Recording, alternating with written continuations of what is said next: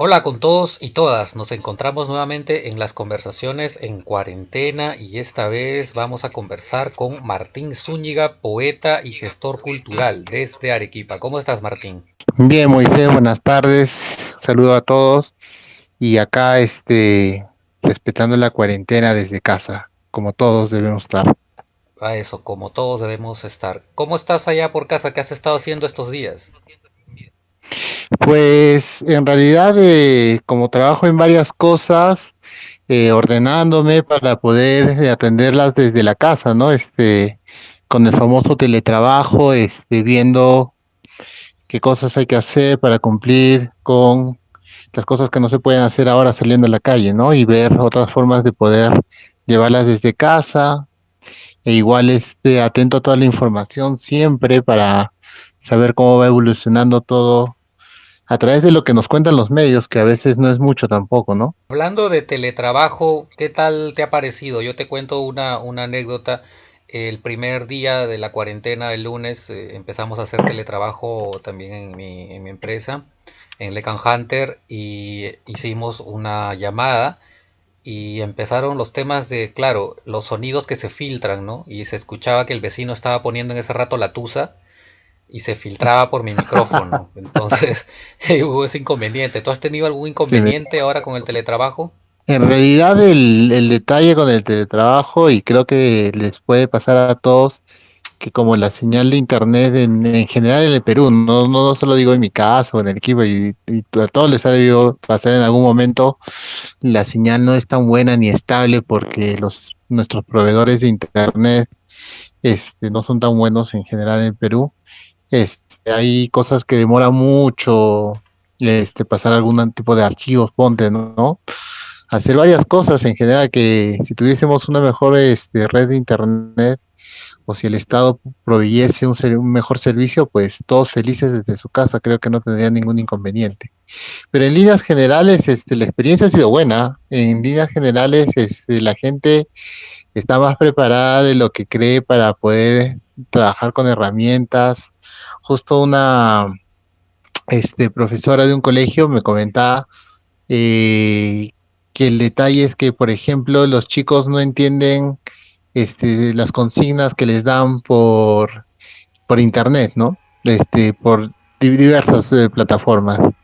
Y parece que en realidad no entiende. Y una cosa que yo le comentaba es, pero tampoco te entienden cuando están en clases de manera presencial, ¿no? Solo que ahí los tienes a la mano para poder agarrarlos y voltearlos, y hay que inventarse nuevas formas, ¿no? Porque claro, desde su casa, ¿cómo haces para llamar la atención, por ejemplo, de un chico que no te está entendiendo? Y hay un problema bien grave de comprensión en general, en la gente en general, digo, no es una cuestión de algunos chicos nada, sino cuando tú le dices a alguien, oye, no hagas esto, y hace lo contrario, ¿no?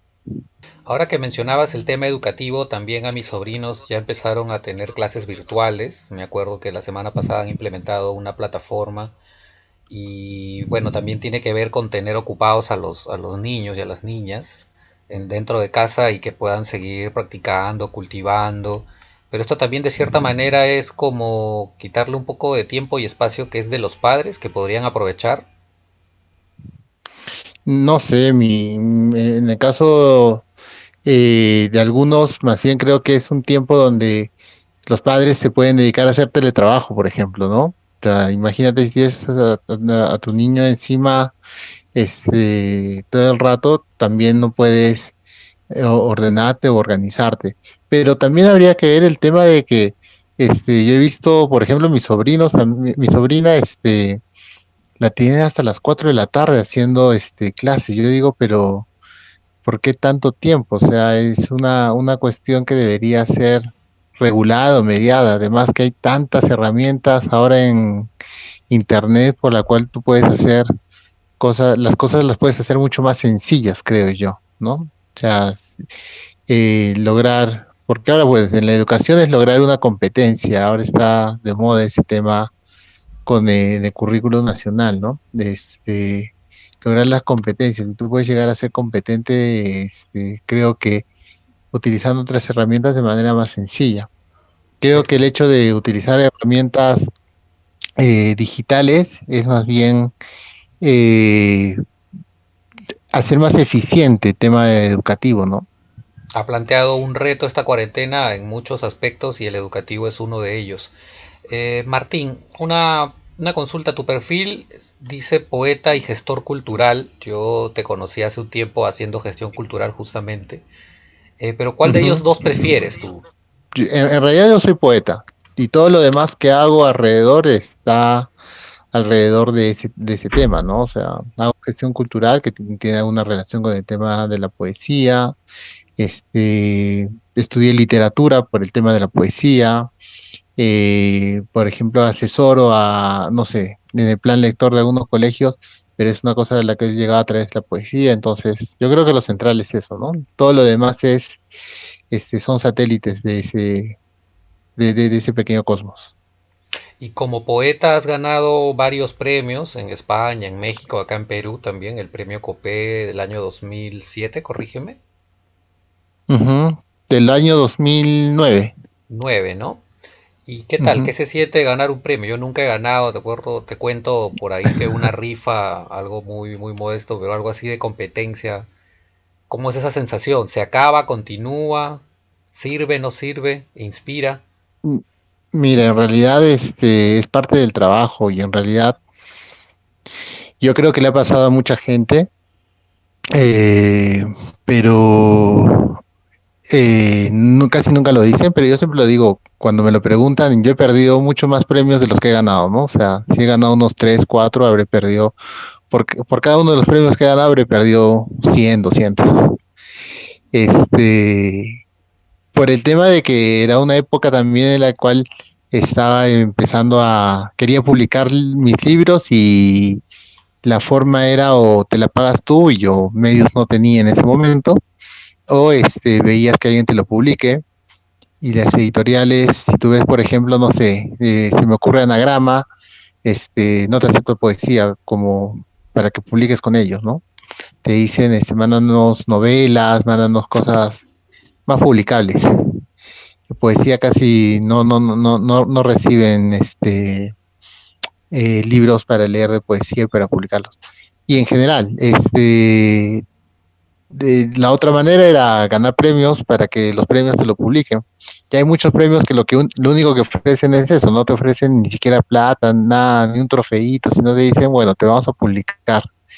Y buscando eso, es de las publicaciones de los libros, es que salieron y ya están. Han tenido algunos más suerte que otros, por ejemplo, Cover, que es el último que se volvió a reeditar en Argentina el año pasado, ha salido en Argentina, en Ecuador, en España, en Perú, pero es un libro que comenzó así, ¿no? Se ganó un premio, de ahí se ganó otro y así fue circulando por varios espacios. Creo que sobre todo los premios sirven para el poema, para el poemario, para el libro, en el sentido de que le dan cierta visibilidad y ciertas posibilidades, ¿no? De que llegue a los lectores. Y eso es, creo, parte del trabajo de publicar, ¿no? El otro día escuchaba hablar en una conferencia a Mario Montalbetti y decía Mario, claro, ¿por qué vale la pena? Bueno, él tiene una idea de por qué vale la pena escribir poemas, cuál es cuáles son poemas que valen la pena y jalando un poquito la pila también, cuál es aquello que vale publicar, ¿no? ¿Cuáles son los poemas que valen publicar? Y ahí, al final, si uno lo publica a veces de su propio peculio, de su bolsillo, no, no tiene tanto alcance como si, más bien, pues, por ejemplo, un premio lo pueda sacar una editorial importante o qué sé yo. Eso creo que es lo más importante de los premios. Lo demás es accesorio, ¿no? El hecho de que te cuelguen una medalla o te den un trofeo, salgas en la foto. Eso ya es lo accesorio, digamos, ¿no? Me has hecho Lo otro es lo recordar más un importante, que libro llegue. de Murakami, un ensayo, el ensayo de que hablo cuando hablo de escribir. Y hay una parte en la Ujú. que él dice que escribir un libro es fácil, dice, ser escritor es difícil. Y lo plantea en el sentido de que muchas personas publican un libro, como tú dices, de repente con sus fondos o pueden esforzarse mucho en completar una historia, que es como es hasta esa filosofía de vida que dice, ¿no? Tener un hijo, sembrar un árbol, escribir un libro, que eso se puede lograr, pero ser escritor, ser constante en el tiempo es lo difícil. Claro, cuando se acuñó esa frase, escribir un libro estaba reservado para una pequeña cantidad de personas que manejaban la tecnología de la escritura y para una mucho más pequeña cantidad de personas que manejando la tecnología de la escritura tuviesen los medios, el tiempo necesario, por ejemplo, para poder publicar un libro. Hoy en día eso es algo que todos lo pueden hacer, ¿no? O sea, tú mañana, es más, lo puedes imprimir en la impresora de tu casa y salir a las calles a repartirlo como si fuese un volante. Eh, y eso hoy en día en la sociedad no es ser escritor, ¿no? Ser escritor hoy en día tiene otras consideraciones en el sentido de eh, que tienes que como que llenar ciertas condiciones para ser escritor, ¿no? Tienes que ser conocido. Es más, hoy en día los escritores, pienso en nuestros novelistas jóvenes contemporáneos, son figuras públicas, más conocidas a veces por ser figuras públicas que por ser escritores, y que ser escritores para ellos es una cuestión, complementaria a su vida, ¿no? No hay ya los escritores de hace unas décadas atrás, para quienes escribir era todo un tema vivencial, ¿no? Era ser un novelista de la época, no sé, pues arguediana, o Vargas Llosina, o Escorciana, era ser una figura que tiene un vasto conocimiento sobre muchos temas y de los cuales podría abarcar, así como Pico de la Mirandola. Pero aún así, claro, hoy en día, ¿qué es ser escritor? Bolaño decía hace poco,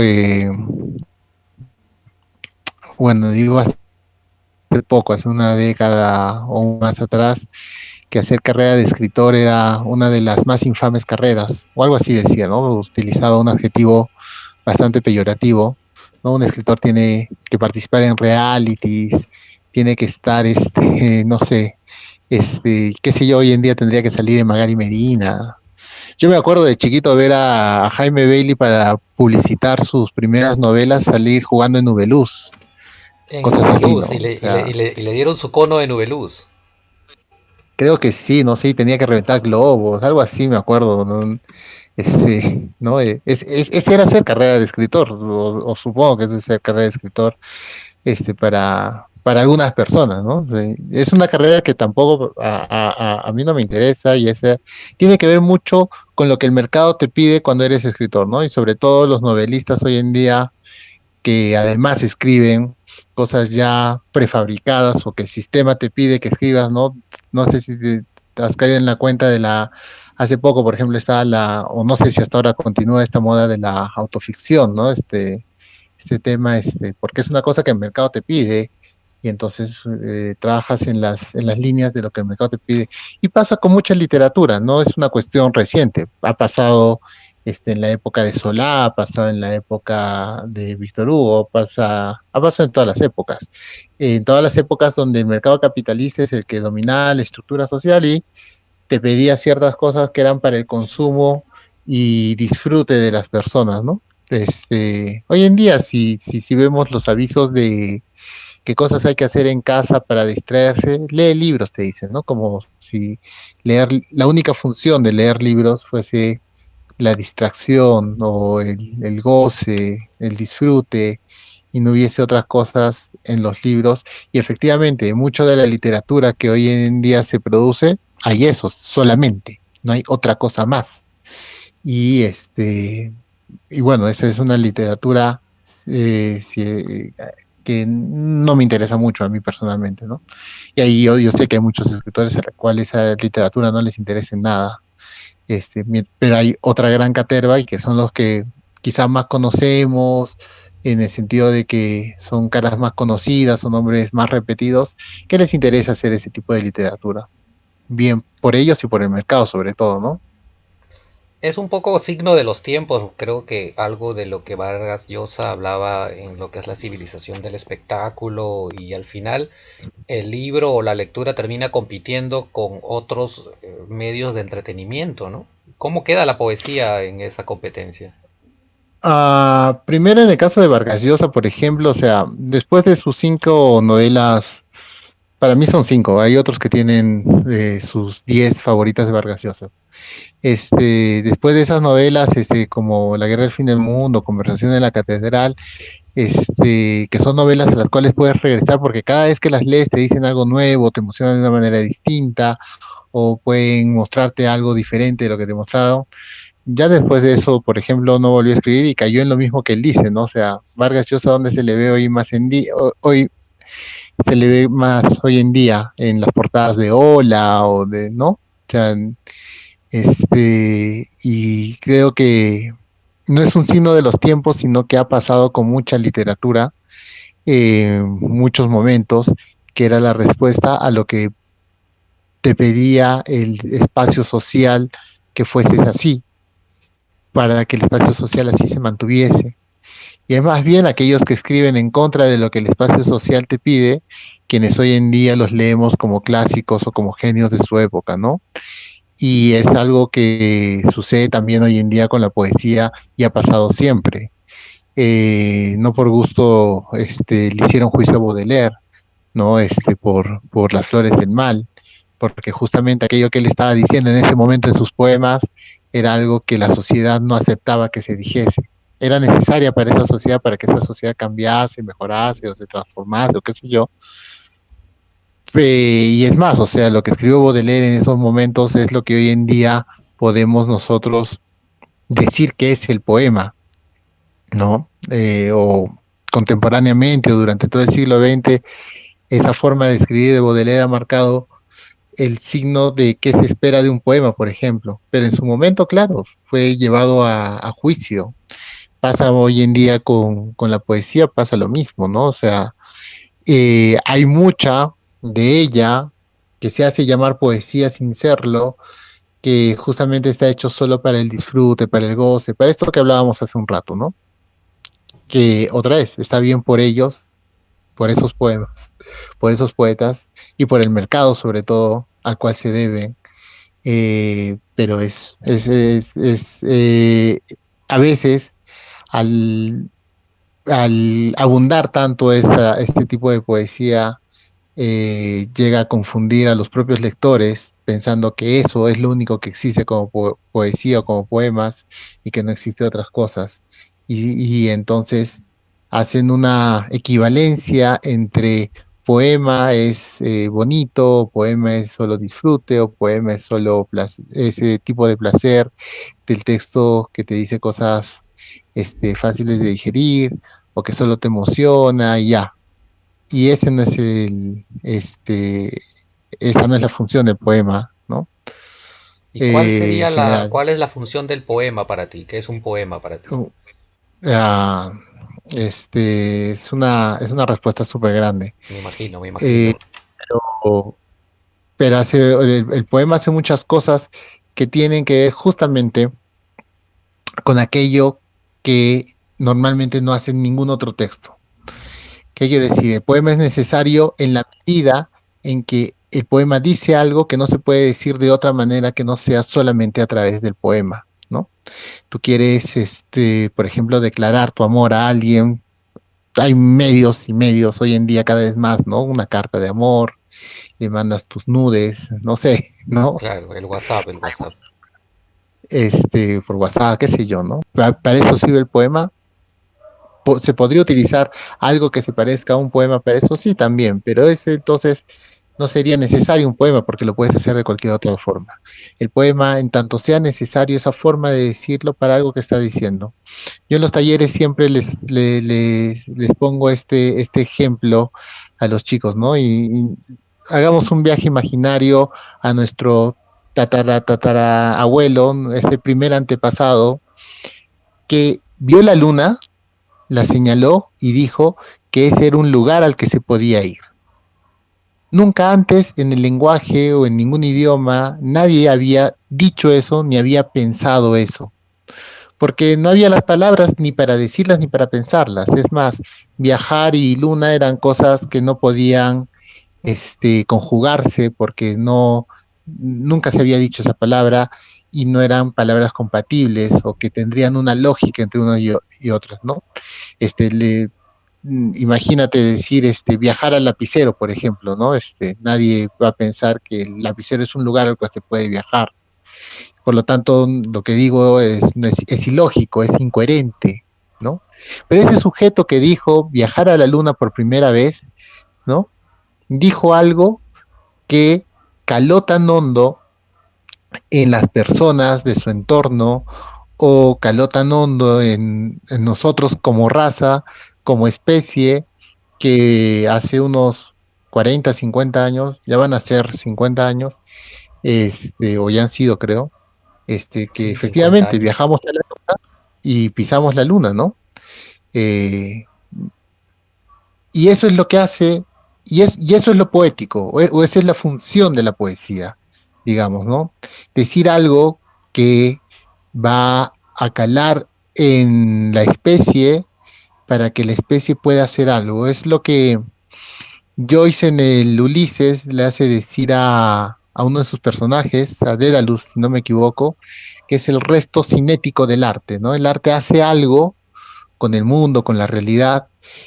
Montalbetti dice, por ejemplo, ahora que me haces acordar esta conferencia de la que te hablaba, que el poema hace algo con el lenguaje, ¿no? Y finalmente, si seguimos a Wittgenstein, el lenguaje es el mundo, o nosotros, como especie, aprendemos el mundo, o lo conocemos, o lo pensamos a través del lenguaje, ¿no?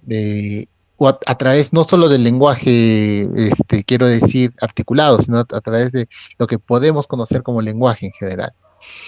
Y el poema y el arte hace algo con el lenguaje, que es el mundo finalmente, y pone algo ahí en el mundo que antes no estaba.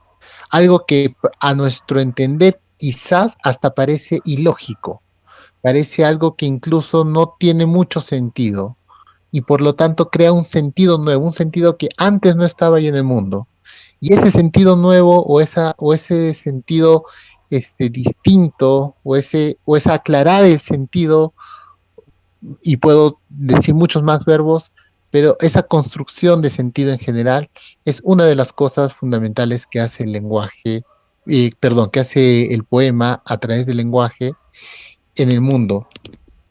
Y eso a veces, claro, hay muchos poemas, habrá habido tantos poetas y poemas que hemos olvidado o que han quedado en el olvido, que hacían esto. Y hay algunos otros tantos que han permanecido porque las ideas que ellos han dicho han calado en la especie, porque la especie los ha tomado y los ha hecho parte de nuestra vida humana, ¿no? Lo hemos hecho partes, ¿no? Entonces, quizás los 30 y cuántos millones de peruanos ya somos, 33 creo, ¿no? Sí, algo de eso. No conocemos quién es Vallejo, pero gran parte o la mayoría de los peruanos nos conocemos uno, dos o tres versos de Vallejo, y cuando nos pasa algo en la vida, es como que esas palabras de Vallejo vienen a nosotros, ¿no? Y las podemos otra vez tomar porque Vallejo dijo algo que caló en nosotros y que forma ya parte de nuestra vida, ¿no? Por ejemplo, no sé, pues hay golpes en la vida tan fuertes, yo no sé, y la gente se sufre diciendo esas palabras, por ejemplo, o cualquier otra, ¿no? O En cualquier estos, otro verso de esa manera, ¿no? en estos días de cuarentena se escuchaba el hay hermanos muchísimo que hacer. O hay hermanos muchísimo que hacer, ¿no? Que es un poema justo que contra el ministro de Salud, o de Economía, creo, si no me equivoco, de Nueve Monstruos.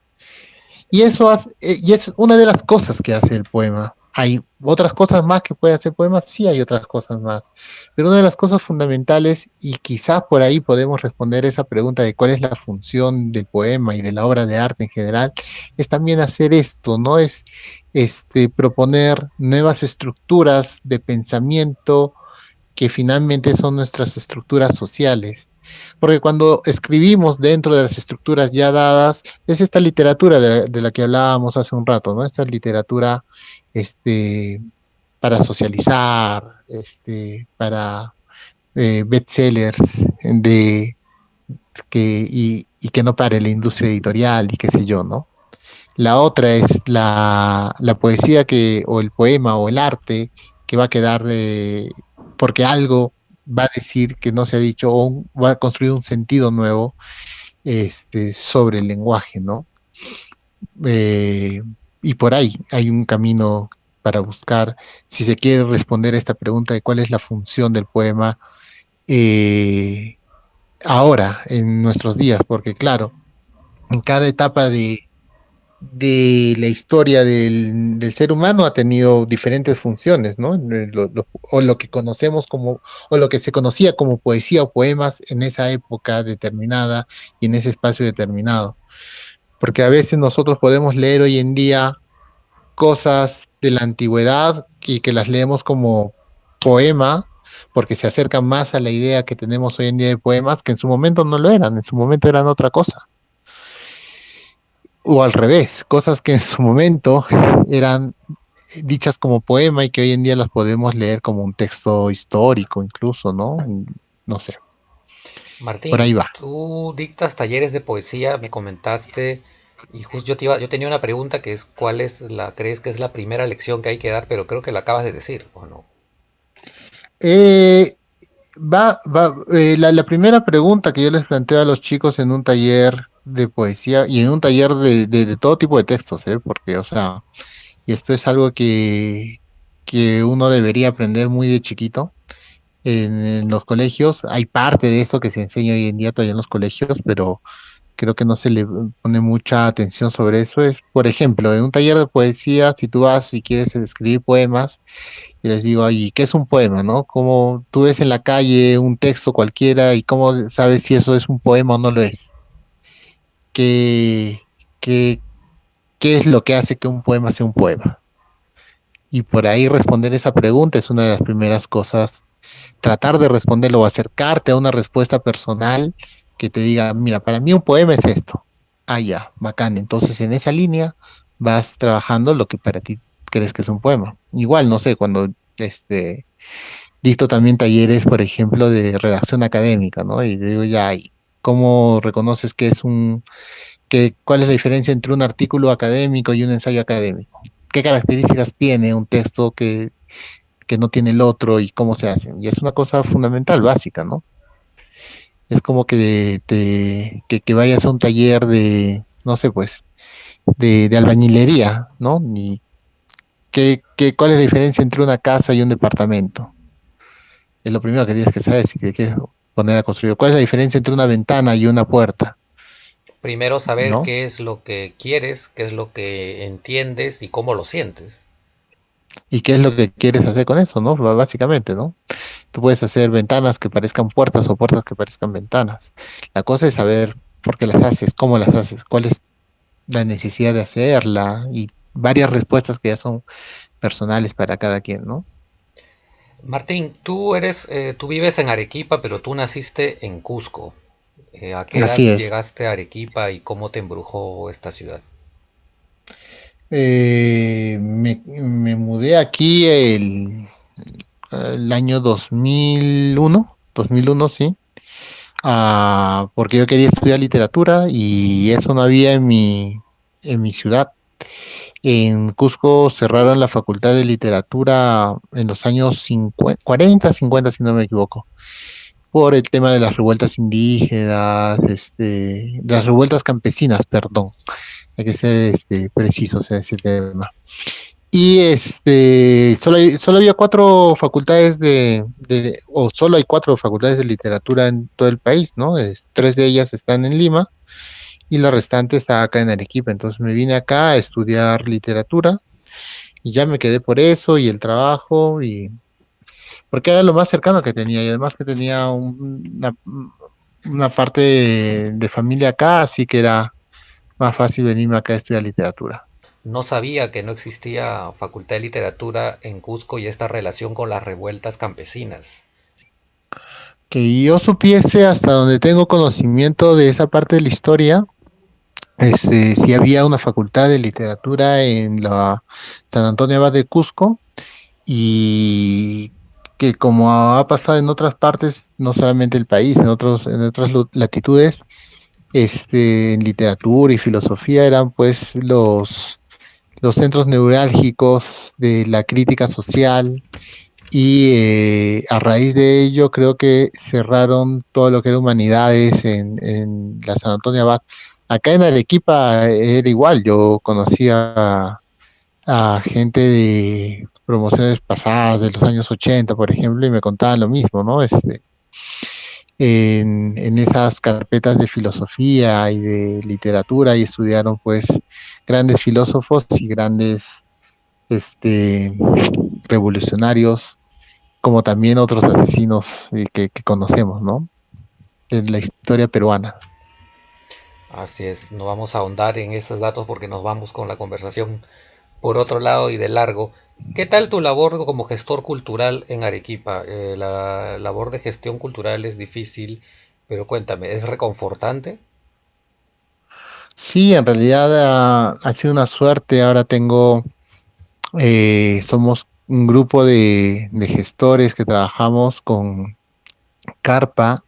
Es una empresa cultural, hemos denominado así y la estamos trabajando así, que hacemos varias cosas, entre ellas una de las últimas no una de las últimas, sino, mejor dicho, una de las primeras con las que comenzamos fue con el Festival Internacional de Poesía, por ejemplo, pero hacemos cursos, hacemos talleres, hacemos labor social, ahí editamos libros, hay una labor bastante amplia de las cosas que realizamos y porque en realidad cuando yo llego a Arequipa, como te conté, el año del 2001, fue un momento, unos 5 o 10 años máximo que duró, que hubo una efervescencia de mucha gestión cultural en la ciudad, no solamente en lo que es letras, sino en todas las artes.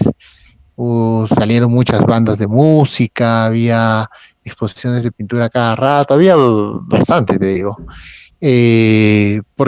Pero todas hechas desde los propios chicos, no sé, pues de la universidad, poniendo sus propios esfuerzos, sacando de su bolsillo que a veces no tenían para poder, no sé, parar una publicación. Yo me acuerdo, en la ciudad habrá habido esa época unas 10 o 15 revistas de literatura, por ejemplo, Cadecamión, Orgios, este, Rocky Más Verso, Rajaram Pumpanta, y no sé, un montón de publicaciones. Y fue un momento bacán de ebullición porque, claro, coincidió con la caída del régimen fujimorista y la gente como que tenía más libertad para poder hacer cosas y también tenía la necesidad de hacerla. Eh, y un poquito como que pasada esa década de efervescencia, la cosa se fue asentando y la gente se dedicó ya a otro tipo de rutinas, pero siempre nos dimos cuenta que era necesario que abrir espacios donde la gente pueda encontrarse con el arte, encontrarse con la cultura. Por ejemplo, ahora estamos planeando con una universidad, ya hemos firmado un convenio justo antes de la cuarentena, eh, bueno, de este encierro obligatorio que no le vamos a llamar cuarentena, eso duraría unos, un mes más, este, para poder llevar talleres de escritura creativa, talleres de lectura, talleres de animación lectora, a zonas que por lo general no tienen ese tipo de actividades.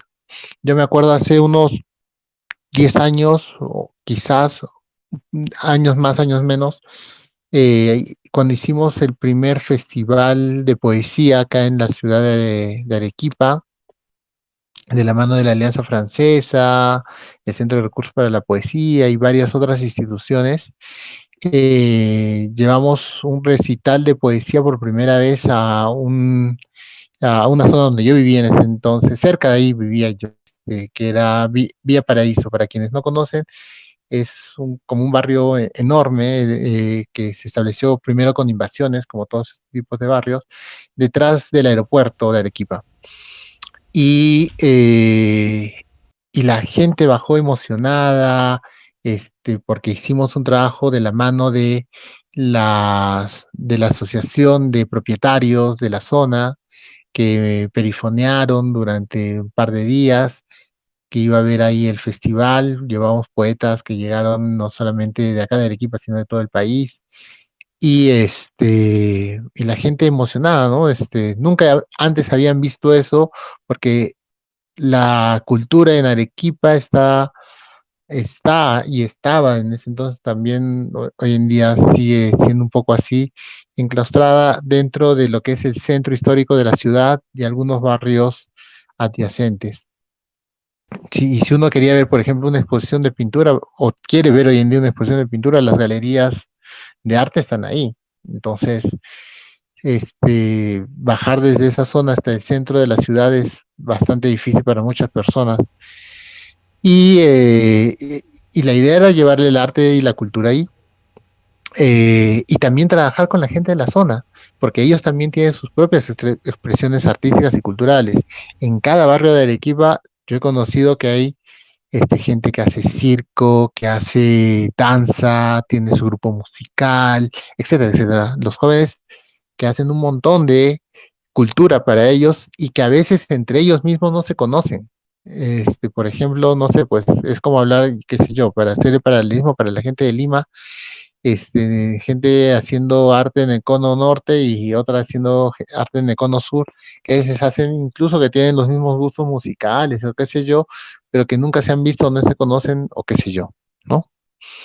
Y bueno, frente a esa eh, animosidad de la gente de querer, o ese deseo de querer ver esas expresiones artísticas, culturales en general, es que es una bonita tarea hacer gestión cultural, ¿no? O sea, se hace para ellos finalmente. Aunque a veces, como dice en fútbol peruano, se juegue mucho y se pierda siempre, pero se goza, ¿no? Se goza. Ahora que lo comentas, el tema del centralismo, que también que lo mencionas, hacia el centro de la ciudad de Arequipa, también existe obviamente en Lima. Hay zonas, tú sabes, donde es el arte oficial y otras zonas donde existe arte pero no es tan difundido. Y Ujú. hablando de esto, y tú mismo lo mencionaste un rato, como para que la gente de Lima entienda, estamos muy desconectados, el centralismo es muy difícil, es muy complicado. ¿Cuál es tu visión desde hacer trabajo desde Arequipa? Eh, a partir de la década del 2000, es que no solamente ha habido una revolución en el tema, de que salíamos de un régimen totalmente autoritario, sino que además ha habido una cuestión de esto que hablábamos al principio de la conversación, ¿no? De las redes sociales, del internet, y fue espectacular eso porque, por ejemplo, el año 2005, 2006, si no me equivoco, yo comencé un proyecto invitado por Alejandro Méndez de Argentina y Aníbal Cristóbal, de hacer una página que se llama Urbanotopía, que ahí lo he dejado colgada, cuando fue la efervescencia de los blogs, ¿no? Blogspot y todo eso, WordPress, qué sé yo. Y, y a través de esa herramienta, porque fue más una herramienta que todo, se pudo conocer, o pudieron conocerse y leerse, un montón de poetas de todas partes del Perú, Porque la idea era esta, la idea era que, por ejemplo, yo a ti Moisés te invitaba para que publiques tus poemas en la página y a la vez tú me recomendabas otros 5 o 10 poetas a los cuales hacerles esa invitación.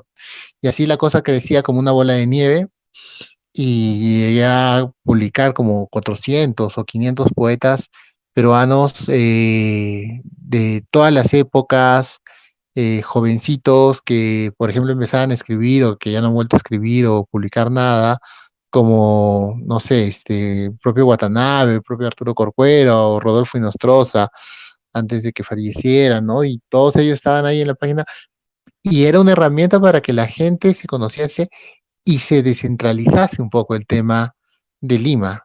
Y eso ha pasado tanto así que hoy en día un poeta, o un escritor, un artista, muchas veces no tiene que pasar por Lima como sucedía antes para hacerse conocido incluso fuera del país, ¿no?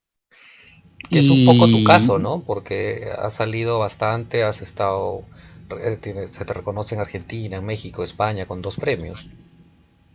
claro, claro, yo puedo ser ejemplo de eso, ¿no? Pero así como ya hay un montón de artistas a los cuales les ha ocurrido eso, porque claro, antes de este tipo de redes y esta facilidad de comunicación, impagaritablemente tenías que pasar por Lima de una u otra manera, ¿no? Veamos el recorrido del propio Vallejo, ¿no? O sea, de Santiago de Chuco tuvo que irse a Lima, de Lima a París, porque la capital le quedaba chiquita y ya tuvo que irse a Europa.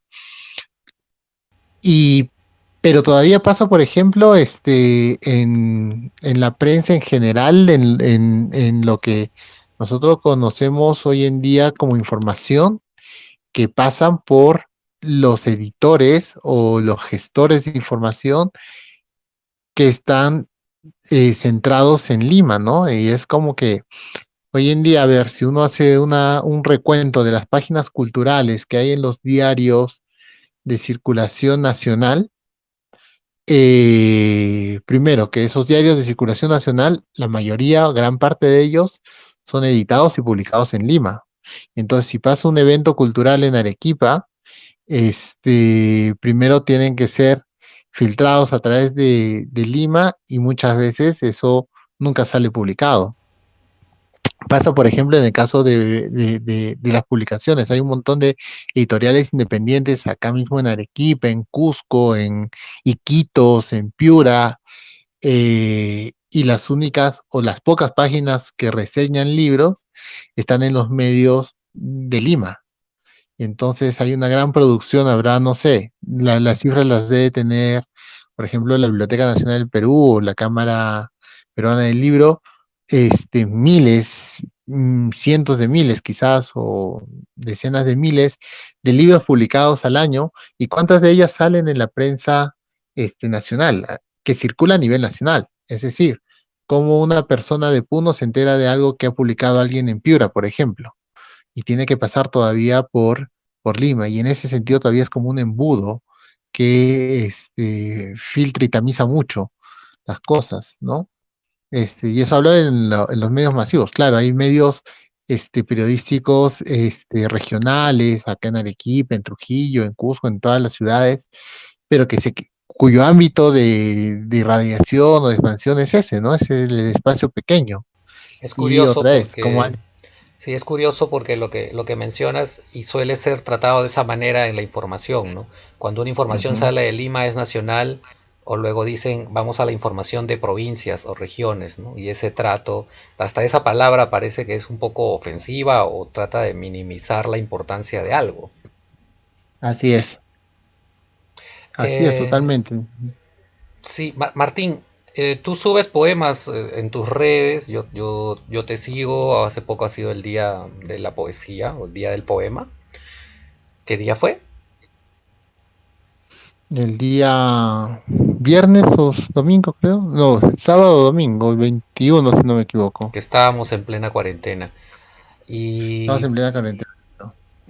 y yo tengo tu libro, el No siga ese pájaro, y veo que Ujú. publicaste 2 poemas de ese libro justo en este día y me acordaba Tricromía del invierno, que me pareció muy bonito y que tenía una sensación con respecto a esta época también de aislamiento. Sí, justo yo me acordé de ese poema por al ver las calles vacías, ¿no? Y, y uno ve en los noticieros cómo la gente todavía camina por las calles, pero camina con esa sensación o esa liviandad de no mirar a los costados antes de cruzar la pista, porque ya nadie teme ser atropellado, ¿no? Pues sí. Antes, bueno, que vives en Lima, que es peor todavía, ¿no? No puedes moverte 2 centímetros sin estar mirando a todos lados porque, y aunque estés en la vereda, puede aparecer por ahí una combi asesina y te atropella igual, ¿no? Tienes que estar alerta tipo Spider-Man, ¿no? Sí, justo mi esposa salió un día a hacer una compra y al mercado y al regresar me comentaba esto, ¿no? Me decía, está hermoso, hay mucha quietud, está muy tranquilo, ¿no? No hay esta Claro. bulla, no hay esta amenaza que tú dices. Yo suelo hacer bicicleta en la ciudad de Lima, la animo a ella, ella tiene su bicicleta, pero ella no se anima, me dice, me da miedo, en verdad. Me Ujú, dice, tú lo haces porque ya claro. conoces tu ciudad, tú has nacido acá, ella no es de Lima. Y me dice, no, a Ujú. mí me da miedo, tengo esa sensación, en cambio, ahora ella saldría. Lástima que no se puede salir. Sí, ¿no? Lástima que no se puede salir, claro. Un poco que las Sí. ciudades están dando un respiro, ¿no? Esos están, y las personas también, ¿no? O sea, y una cosa que hablaba con una amiga poeta mexicana que también es, bueno, que está pasando este tiempo en el Perú, porque ella trabaja para el gobierno, algo así, me comentaba lo que veía de sus vecinos, y yo que también, y también yo veo acá por la ventana a los vecinos, cuando la gente no tiene, no es muy curiosa, se aburre rápido. Y al aburrirse rápido, que se vuelve muy ansiosa, ¿no? Y quiere salir y se desespera. Ella me comentaba eso de viendo a su roomie, ¿no? Pero claro, o sea, hay una lógica entre, claro, si no tienes mucho que hacer, porque obviamente estás acostumbrado a una rutina, eh, y no tienes más cosas que hacer que solamente dedicarte a esa rutina en tu vida, pues te vas a desesperar. A mí me da pena, mucha pena, que estemos en esa situación. Sé que es necesaria, pero claro, me imagino personas cuya vida, cuya toda su vida era, no sé, pues estar en la oficina, ponte, ¿no? Y que ahora le obligan a cortar eso y no tiene otra cosa que hacer, ¿a qué se va a dedicar? No tienen la curiosidad nunca tienen la curiosidad, no sé, pues de investigar algo, de aprender algo nuevo, ¿no? Yo pienso que sí, va a haber muchos casos para el psicólogo, para los psicólogos pasado este encierro. Y no lo digo solo acá en Perú, ¿no? Lo digo a nivel mundial, en todos los lugares donde se haya tenido que guardar la gente así en sus casas, van a salir pues despavoridos de su casa con esa angustia, ¿no? Que no pueden hacer nada desde su casa, cuando hay muchas cosas que puedes hacer en tu casa. La Hablando cuestión, de claro, es ser eso, hablando creativo. de eso también me quedaba pensando en lo que dices y también lo estuve pensando en este respiro respiro de tu propia vida, ¿no? Que te muestra que existe otra forma de vivir que no es esa rutina a la que estabas acostumbrado y que empiezas a visualizar o a hacer, ¿no? Te cuento que me puse a limpiar todos mis zapatos, todos, todos, y los quedaba mirando y me decía, los he limpiado y no los puedo usar. Es Ujú, como porque acá adentro uno usa sandalias, es decir, los zapatos no los puedes usar. Y es más, encontré un charango que tenía un charango que estuvo ahí olvidado, que cada vez que llegaba a la casa lo miraba, y ahora claro, abrí la funda, para empezar la lavé también, estaba un poco sucia después de tanto tiempo. Y claro, agarré el charango y empecé a tocarlo y de pronto con mi esposa ella se puso a tocar el cajón, no sabemos ambos, yo no sé tocar el charango, ella tampoco el cajón, pero de pronto estábamos haciendo algo, estábamos divirtiéndonos, estábamos disfrutando un momento, algo bastante bonito, ¿no? De Claro. pronto, sobre esos objetos, tú en esta cuarentena, ¿hay algún objeto que no tienes en casa y dijiste, ¿por qué no compré? ¿Por qué no traje eso de otro lado? ¿Hay algo que me falta o no? Ah, justo ayer estábamos pensando con mi pareja, estábamos hablando de eso y decíamos, oye, sí, nos falta un cachorro en la casa. Solo que nunca hemos tenido cachorros porque hemos vivido, bueno, las últimas dos casas donde hemos vivido siempre han sido departamentos. Y tú sabes que tener a un animalito dentro de un departamento, por más grande que sea el departamento, igual los angustia, ¿no? Ellos necesitan campo, espacio para correr, yo de pequeño siempre he tenido perritos, por ejemplo, cachorros, y claro, porque en casa había un patio y los perros ahí felices en su patio. El patio era suyo, ¿no? Era como su espacio, ¿no? Es más, tú entras al espacio de el perro, no era parte de tu casa, era su casa. Pero claro, en un departamento no puedes tener eso. Así que ya que nos toca mudarnos, creo ahora medio año, vamos a buscar un espacio con patio para tener cachorrito. Sí, eso es básico, creo. Me has Pero hecho de pensar cosas en que general, en cosas no, ¿ah? En cosas creo que, y es más, o sea, ahora aprovechando la cuarentena he ordenado mi biblioteca física y mi biblioteca virtual en un día, no, hace un par de mañanas. ¿Y qué encontraste que no te Y acordabas que no, de estaba tardes ahí más y bien. que vas a leer ahora? Ah, no, en realidad yo soy medio maníaco con esas cosas, entonces están separadas mis textos de poesía en un lado, mis textos de narrativa en otro, mis textos de no sé, de la tesis en otro lado, y entonces sé más o menos dónde está todo y qué cosa hay, ¿no? De esa parte, sino más bien creo que he echado en falta, y porque antes hacía los talleres acá y siempre vienen gente, amigos en general, he echado en falta algunos libros que voy a investigar por dónde han ido caminando, Los famosos préstamos que dicen nunca regresan. que nunca regresan, ¿no? Que ya todos sabemos quienes hemos prestado o hemos pedido en préstamo que es bien difícil que regresen o devolverlos incluso. Otro efecto de la cuarentena, te das cuenta qué cosas prestado, ¿no? Sí, hay cosas hay que poner en orden la casa un poco, ¿no? En general, ¿no? Y no solo la casa física, ¿no? Hay varias cosas. Es un tiempo que puedes utilizar y sobre todo en ciudades grandes como Lima, donde la gente se pasa, ¿cuántas horas? 3, 4 horas movilizándose. No, acá me pasa lo mismo, o sea, para una de las empresas que trabajo, me paso 5 o 6 horas a veces al día moviéndome por la ciudad, y ahora que no me muevo, tengo más tiempo para hacer otras cosas, y es parte, ¿no? Para poner en orden, las tareas que tenía que hacer pendientes, varias cosas. Siempre hay mucho que hacer, es una cosa que ayer le regañaba un poco a mi hermana, mi hermana me decía, ay, me aburro, le digo, pero hay tantas cosas que hacer, ¿no? A mí me falta tiempo. Mira, hay tantas cosas que hacer que me animé a hacer un programa de radio y estar aquí conversando algo que tenía pendiente, esas necesidades de expresarte y de pronto tienes el tiempo. No se puede visitar Imagínate, claro, físicamente, pero todos están en su casa, así que podemos llamarnos. claro, ¿no? Y se los mandas a todos por redes sociales y van a tener ahí el tiempo de escucharlo. Y es una cosa que yo hago con los podcasts, soy fanático de los podcasts, escucharlos cuando salgo a correr, cuando estoy lavando ropa, entonces los pongo ahí, claro, no, es más difícil ver una pantalla, ¿no? No sé cómo se llama, videocast, ¿no?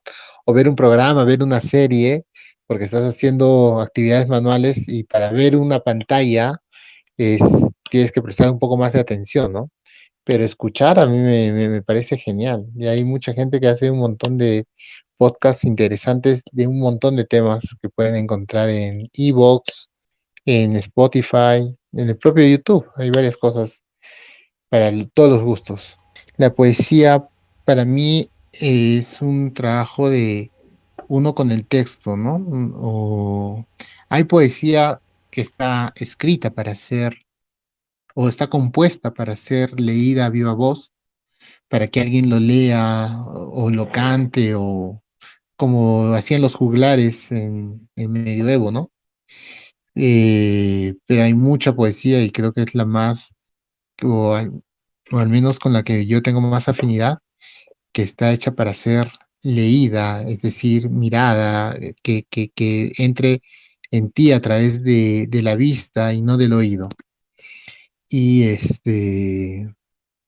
y a veces leer un poema que está hecho para ser visto es como desajustar el texto, ¿no?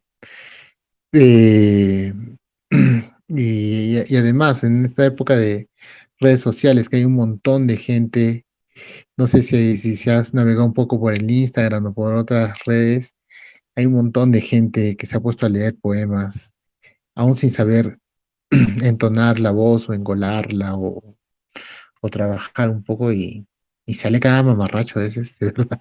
Me has hecho recordar Es, que alguna cuenta de esto de un poeta o de poemas he visto, pero era más un influencer mostrando sus músculos o su rostro que la poesía en sí misma, ¿no? Escribía en papeles algunas frases y lo mostraba, pero el título de la red social era poesía o algo así. claro, sí. Otra es de lo que hablábamos hace un rato en ¿no? Productos de mercado para el mercado. También en estos días había subido un poema de Paul Eluard, Eluard, ¿se pronuncia bien? Y por el bar, sí. Paul Eluard, Toque de queda. Sí, justo tenemos ahí con la gente de todos los talleres de poesía, tenemos un WhatsApp grupal, un grupo de WhatsApp, y ahí están colocando varias cosas de poemas de diferentes países, como un pequeño oasis en medio de todas las malas noticias. Y ahí llegó ese poema, ¿no? Y ahí fue el lugar con su toque de queda. ¿Qué lección te viene dejando esta cuarentena?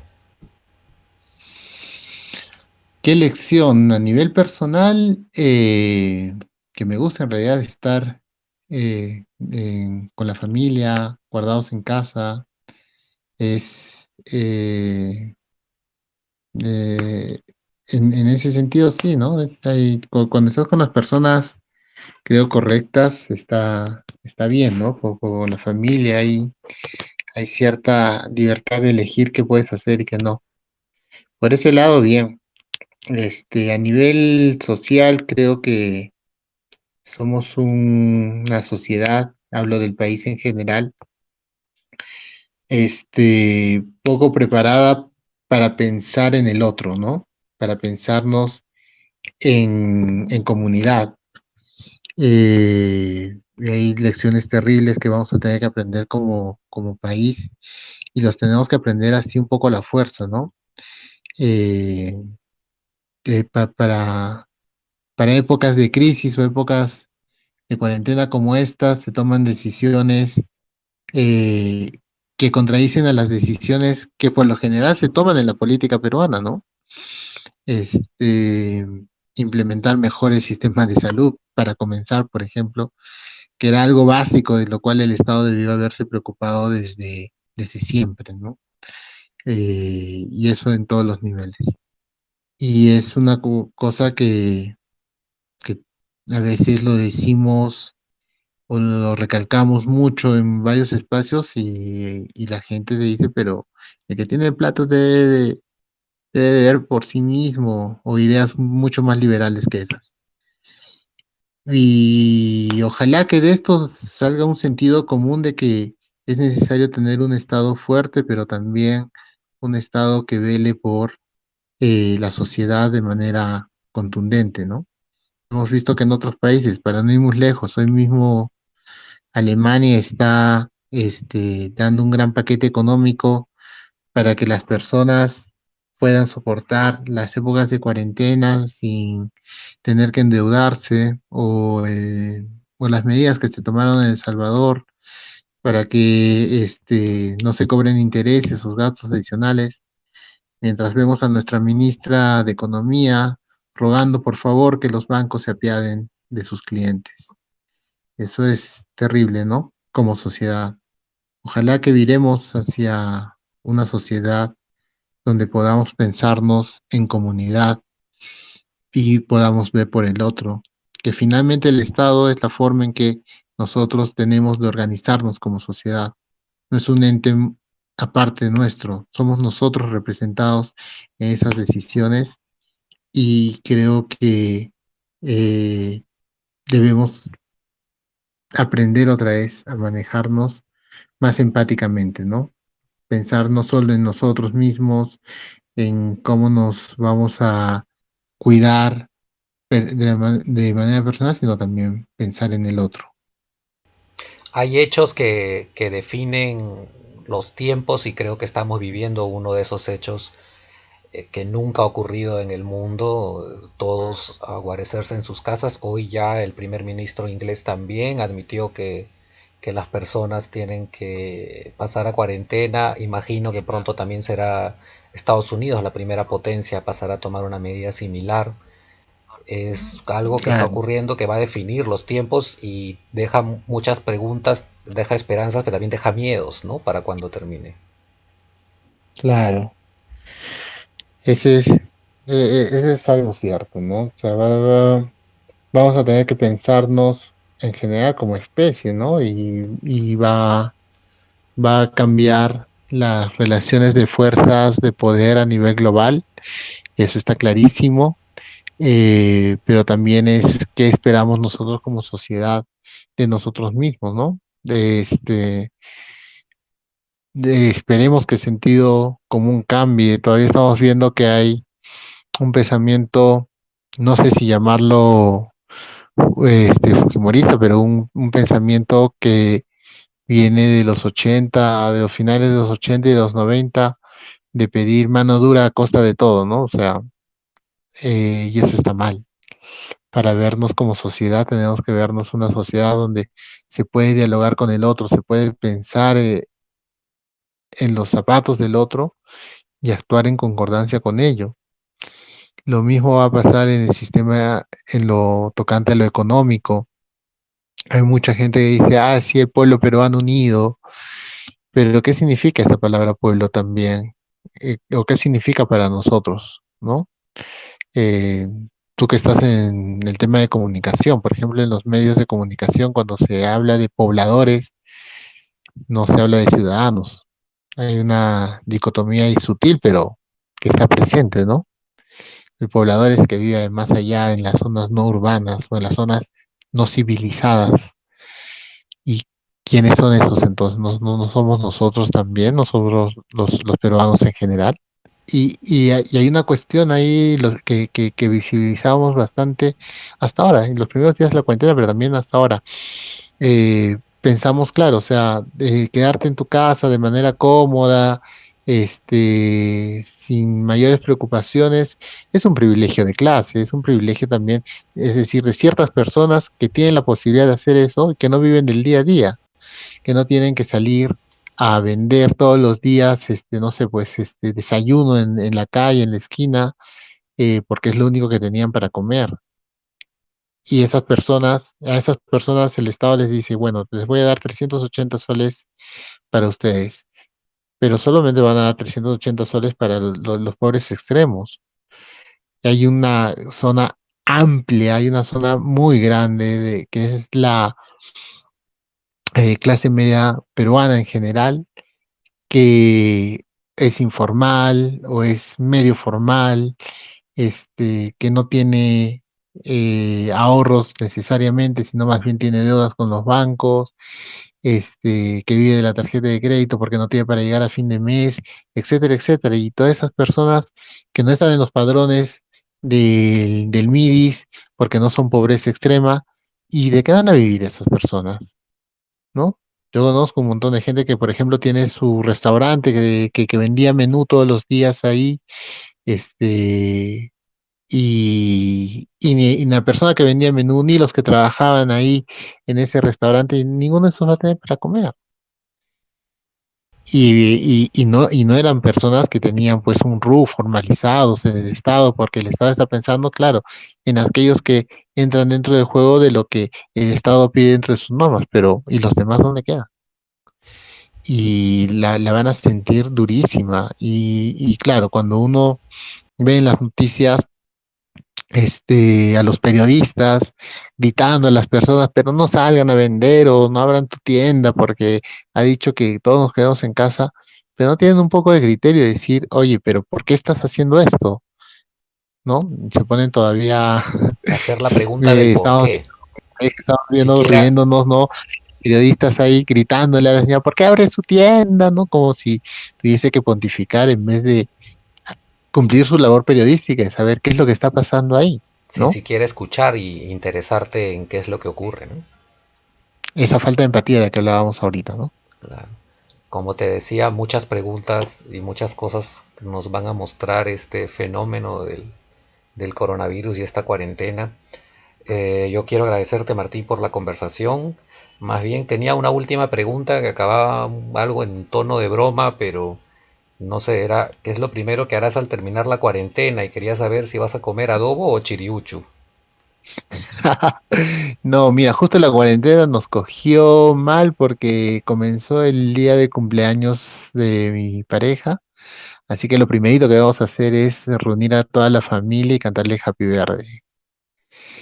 Así que ahí tenemos tarea pendiente para el final de la cuarentena.